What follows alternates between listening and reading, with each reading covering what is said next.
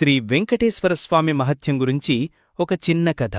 శ్రీవారి దర్శనం ఒక భక్తుని నమ్మకం. పూర్వం తిరుమల కొండకు దగ్గర్లో ఉన్న ఒక గ్రామంలో రామప్ప అనే ఒక పేద భక్తుడుండేవాడు. రామప్పకు తిరుమల శ్రీవారిపై అపారమైన భక్తి. తన జీవితంలో కనీసం ఒక్కసారైనా స్వామివారిని దర్శించుకోవాలని తీవ్రంగా కోరుకునేవాడు.